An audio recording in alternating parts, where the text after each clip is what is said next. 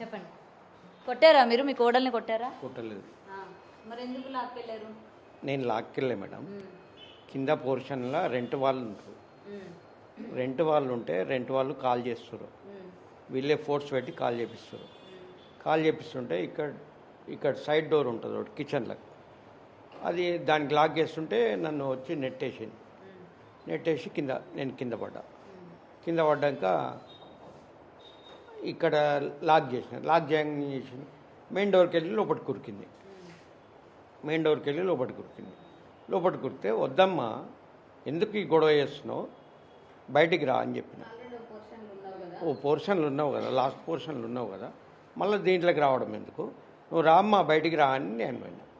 పోతే వాళ్ళ మదర్ ఏమో డోర్ పెడుతుంది, వాళ్ళ సిస్టర్ ఏమో వీడియో తీస్తుంది. ఆడ నేను ఒక్కరిని లేను, 10-20 మంది ఉన్నాము. 10-20 మంది ఉన్నాం ఆడ. రామ్మా అని బయటికి నేను చేయబట్టి బయటికి రమ్మంటే రావట్లేదు. తర్వాత వాళ్ళ మదరే డోర్ పెడుతుంది ఆడ, వాళ్ళ సిస్టర్ వీడియో తీస్తుంది. ఇక నేను చేయబట్టి లాగినట్టు ఎట్లా మేడం అది? నేనేమన్నా ఆ ఇంట్లో ఆ పోర్షన్లకు రాకు, నువ్వు ఆల్రెడీ ఒక పోర్షన్లు ఉన్నావు, నిన్ను ఉండమంటున్నాం, మళ్ళీ ఈ పోర్షన్లకు ఎందుకు అని నేనున్నా. అంతే. కొట్టడం తిట్టడం దేనికి ఆమెను చెప్పమని ఆ మాట, నేను కొట్టినట్టుగా తిట్టినట్టుగా. మనవరాల్ని బాగా చూసుకునే వాళ్ళ మీరు?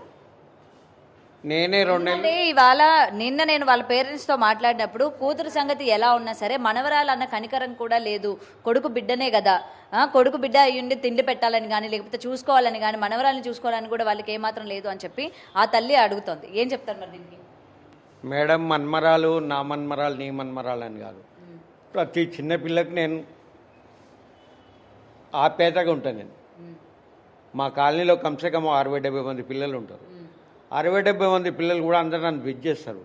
నేను అందరికీ కానీ నేను మన్మరాలకు అన్నం పెట్టకపోవడం మీదనే ఉంటుందా మేడం? ఉంటుందా? కాలనీలో అందరికి ఏమైనా చెప్పుంచారా అండి? ఎందుకంటే మరి కాలనీలో ఎవరు అడిగినా మీరు అందరూ మంచి వాళ్ళు అనే చెప్తున్నారు. అమ్మాయి సంగతి మాకు తెలియదమ్మా, అమ్మాయిని రీసెంట్గా మేము చూస్తున్నాము అని చెప్తున్నారు. ఇదే క్వశ్చన్ నేను వాళ్ళ పేరెంట్స్ని అడిగితే మొత్తం కాలనీలో అందరికీ చెప్పి పెట్టి ఉంచారు అని చెప్తున్నారు. ఏం చెప్తారు? ఎవరన్నా చెప్పి పెట్టి ఇస్తారా మేడం? ఈ విషయం ఎవరన్నా చెప్పి పెట్టి ఇస్తారా? అన్నీ వాళ్ళు కావాలని ఏదో చేయడం. నేనే 2 నెలలు స్కూల్కు డ్రాప్ చేసి తీసుకొస్తుంటే తర్వాత వెళ్ళిపోయింది. ఆ పర్సన్ నేను ఉన్నాను. అన్నం పెట్టకపోవడం అంటే మానవత్వం ఉన్న మనుషులు ఎవరు అట్లా చేయరు మేడం. ఇప్పుడు మీ కోడలు చూడడానికి వెళ్ళారా? ఆమె మరి సూసైడ్ అటెంప్ట్ చేసుకుంది, ఎలా ఉంది ఏంటి? కొట్టిరు, బోన్స్ క్రాక్ ఇరిగినాయి 2, లేవనీకి వస్తలేదు, కూర్చోనికి వస్తలేదు. మొత్తం ఎంతమంది కొట్టారండి మిమ్మల్ని? అందులోకి 10 మంది దాకా వచ్చారు మేడం. లైట్లు బంద్ చేశారు, ఒకటే తన్నుడు, షూస్ వేసుకొని ఒకడు ఈడ ఛాతి మీద ఎక్కి దుంకులాడుతున్నాడు, నెత్తి మీద గుద్దిండు, గుద్దాగానే కింద పడ్డాము. ఈ దెబ్బ ఒకడు ఆయన్నే పట్టుకొని వచ్చి కిందికి పట్టుకొని వచ్చి పోలీస్ వ్యాన్లో కూర్చోబెట్టిండు. ఆడికి వెళ్ళి వచ్చి పోలీస్ స్టేషన్కి వచ్చినాక వాళ్ళు మాట్లాడి కూడా వస్తలేదు. వాళ్ళు పోలీసు వాళ్ళు ఏం చేశారు, ఈ హాస్పిటల్ పంపించారు. ఆ పర్సన్ గ్లూకోజ్లు ఇవన్నీ ఎక్కుతున్నాయి. సరే, మిమ్మల్ని కొట్టారు అన్నారు కదండి, మొత్తం 10 మంది వరకు వచ్చారు, మిమ్మల్ని కొట్టారు అన్నారు. అప్పుడు పోలీసులకు మీరు ఫోన్ చేశారా? ఒక్కసారి కాదు మేడం, 4 సార్లు ఫోన్ చేసిన. గేట్లు ఎరగొడుతురు, సీసీ కెమెరాలు వల్లగొడుతురు, మీరు రండి సార్ తొందరగా అంటే వాళ్ళు ఏం చేస్తారంటే హెడ్ ఆఫీస్కి పోతుంది. అది 100కి కొడితే హెడ్ ఆఫీస్కి పోతే మళ్ళీ వాళ్ళు మేము పంపిస్తున్నామని చెప్తారు. మళ్ళీ ఒక 5 నిమిషాల తర్వాత మళ్ళీ చేసిన, మళ్ళీ 5 నిమిషాల తర్వాత మళ్ళీ చేసిన. ఎంతసేపటికి వచ్చారు? మమ్మల్ని కొట్టి కింద పడేసి కిందికి తీసుకొచ్చినాక వచ్చారు. హాస్పిటల్కి ఎవరు తీసుకొచ్చారు మిమ్మల్ని? పోలీస్ స్టేషన్కు పోలీసు వాళ్ళు తీసుకొచ్చారు. పోలీసు వాళ్ళు ఏదో ఎమ్మెల్సీ ఏదో రాస్తారు మేడం, అది రాసి కమల్ హాస్పిటల్కి పంపించారు. మరి మీరు తాళాలు వేసుకొని పారిపోయారని చెప్తా ఉన్నారు. మరి తాళాలు వేసుకొని పారిపోతే ఇంట్లో ఇరగొట్టి ఎట్లా కొట్టిరు మేడం? పోలీసులే కదా. ఇప్పుడు మీ కోడలు ఇలా సూసైడ్ చేసుకుందని వెంటనే తెలిసిన వెంటనే ఇది పెద్ద గొడవ అయ్యేటట్టు ఉంది అని చెప్పి మొత్తం మీరు, మీ భార్య, మీ కొడుకు, మీరందరూ కూడా పరారీలో ఉన్నట్టు తెలుస్తోంది. మరి పరారీలో ఉంటే మమ్మల్ని ఎట్లా కొట్టిరు మేడం? ఇంట్లోనే ఉన్నాం కదా, మేమిద్దరం ఇంట్లోనే ఉన్నాం కదా. ఆమె చైను లాక్కొని పోయారు, పుస్తలతాడు 5 తులాల పుస్తలతాడు లాక్కపోయారు. సెల్ ఫోన్ని రాయేసి గుద్దిరు, రాయో దేంతో గుద్దిరు, ఇంట్లో టీవీ వాళ్ళ కొట్టిరు, అన్నీ చేసిరు. అయితే మీరు పారిపోలేదు. మేము ఇంట్లో ఉన్నాం, వాళ్ళే తీసుకొని వచ్చారు కిందికి.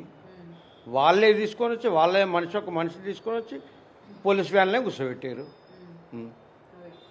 పోలీసులు అందరూ కూడా మీ వైపే ఉన్నారు, మీకే సపోర్ట్ చేస్తూ ఉన్నారు అని వాళ్ళు అంటున్నారు. ఏం చెప్తారు మరి దీనికి? మీ వైపే ఉన్నారా, మీకే సపోర్ట్ చేస్తున్నారా? ఎందుకంటే సిఐ కూడా మీ కోడలికి మీ మీద కంప్లైంట్ చేయడానికి వెళ్తే సిఐ కూడా చాలా అసహ్యంగా మాట్లాడారని, మీకే ఏదో ఇల్లీగల్ ఉంది అన్నట్టు మాట్లాడారని చెప్పి కూడా వాళ్ళ పేరెంట్స్ నుంచి వస్తుంది. ఏమంటారు మరి? పోలీసులు అందరూ కూడా మీ వైపే ఉన్నారా, వాళ్ళ వైపు ఏం లేరు అంటున్నారు మరి? మేడం, పోలీసులు ఆయన సిఐగా ఆయన మా వైపు అంటారు కదా, ఆయన కూడా ఒక డిపార్ట్మెంట్ మనిషి. ఎవరు? వాళ్ళ నాన్నగారు డిపార్ట్మెంట్ మనిషి. డిపార్ట్మెంట్ సైడ్ చూస్తాడా, లేకపోతే మేము ఆర్డినరీ ఒక అగ్రికల్చర్ చేసుకున్న సైడ్ చూస్తాడా మీరు చెప్పండి. వాళ్ళకు ఒక కార్పొరేటర్ ఉన్నాడా, ఆ కార్పొరేటర్ ప్రతిసారి వచ్చి గొడవ చేస్తాడు. ఆ కార్పొరేటర్ కింద పనిచేస్తాడు ఆ పిల్లగాడు ప్రవీణ్ రెడ్డి అని. వాళ్ళ సైడు ఉంటుందా, లేకపోతే మాకు ఆయన రాజకీయం చేస్తారు? వాళ్ళ సైడ్ ఉంటుందా, మా సైడ్ ఉంటుందా మీరు చెప్పండి. ఏదైనా వాళ్ళు చేసే అలిగేషన్స్ అన్నీ తప్పంటారు అయితే? అంతేగా మేడం.